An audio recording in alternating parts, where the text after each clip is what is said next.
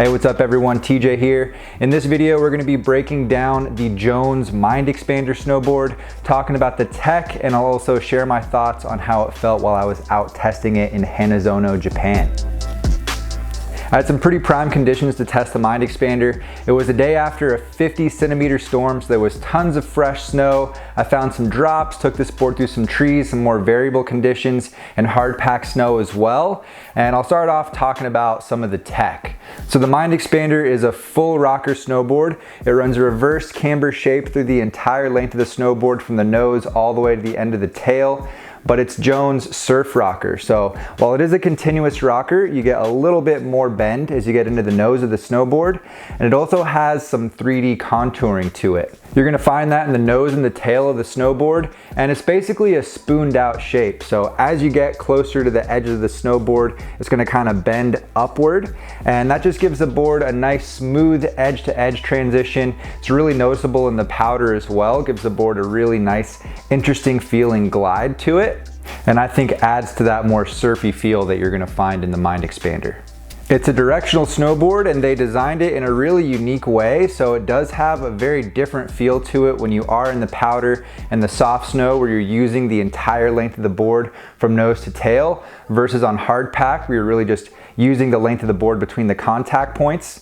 Even though it looks really directional and like you're sitting back closer to the tail of the snowboard, it actually has a centered stance within the side cut. So that's gonna give it a more predictable, almost kind of skate-like feel when you are on the Groomers on the hard pack. It rides switch pretty well, but they complemented that with an overall very directional shape.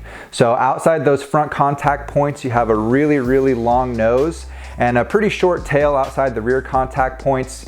That's gonna come into play and you're gonna feel that the most when you do take the board in that softer snow or some really deep powder. It has a really boaty feel to it, excellent float, even though technically you are centered within those contact points. It does have a bit of taper as well, 2-centimeter taper, so the tail's a little bit more narrow than the nose of the snowboard, just helping to reduce the surface area back there and naturally drop the tail a little bit when you are taking the board into powder and help set that board up to float nicely, especially with that surf rocker profile and that long, softer nose.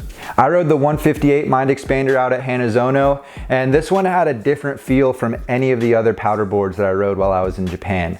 The way the overall shaping of the board and that rocker profile set you up in the powder just had like a really supportive feel to it. I think that's the best way I could describe it. It didn't really matter what I did. I could lean back on the board or even shift my weight forward and push into the nose. It just had a really consistent floaty feel to it, where the board was naturally always set up to scoop up out of the snow and stay on top of the powder really, really easily without even having to think about it. Going through the trees, I don't think the Mind Expander is quite as nimble and maneuverable as the really short-tailed or swallowtail powder shapes out there, but still a really fun board if you do want to take it in the trees. On the 158, I was focused more on needling the nose through the line that I was trying to take. And if you did have to do a quick adjustment, it wasn't too bad to steer off the back foot. There wasn't a ton of resistance there, just not quite as nimble as a board that has less material in the tail. On the other side of that though, because this board does have a little bit of tail to it, it has a good bit of stability. So if you're doing some exploring, you come across some more variable terrain, or maybe you're out there looking for some drops, I thought the Mind Expander handled that type of stuff really well. I wasn't worried about the board flexing out on me or not having enough stability to power through that stuff. It handles the more high impact scenarios pretty well.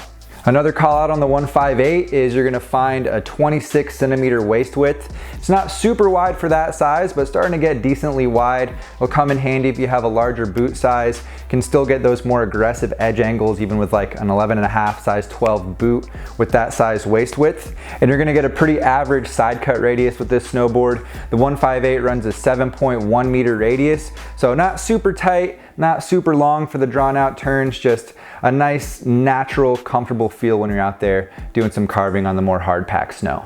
Overall, the feel of the snowboard isn't too aggressive. It's got a pretty natural feel to it, right around a mid flex. And it does feel softer in the nose just because you can get so much leverage on that long nose. If you do lean into it, it's gonna feel like you're getting more flex out of it. And that's something that I think does help in the powder as well. It has that shallow planing nose, a little bit of a softer feel to it to help bend and get up on top of the snow rather than push into it.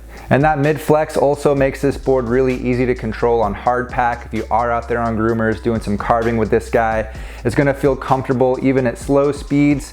The overall rocker shape gives you really quick, easy turn initiation, and it does all right at higher speeds as well. You are gonna start to get some chatter in the nose because it's so long and it's a bit softer up front when you do get up to those faster speeds. So it's not super stable, but definitely a fun snowboard to get some slashes on and do some carving with as well.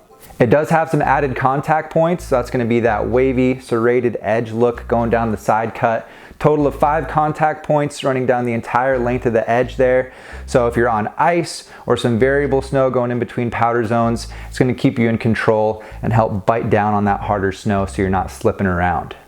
I think the Mind Expander is going to be a really fun snowboard for pretty much any situation you find yourself in for that more all mountain or exploratory style snowboarding.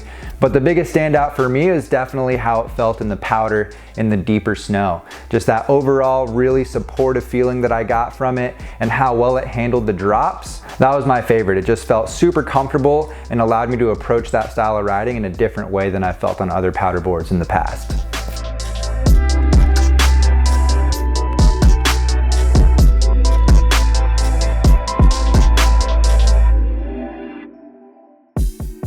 If you're looking for a versatile all mountain powder kind of shape that's gonna come through with a surfy feel, give you lots of float and still be good for carving, check out the Jones Mind Expander snowboard. I'm gonna have it linked in the description if you wanna see more about it. Make sure to like the video, subscribe to the channel if you're not already. I appreciate it, guys. Thanks for watching, and I'll see you in a new video soon. See ya.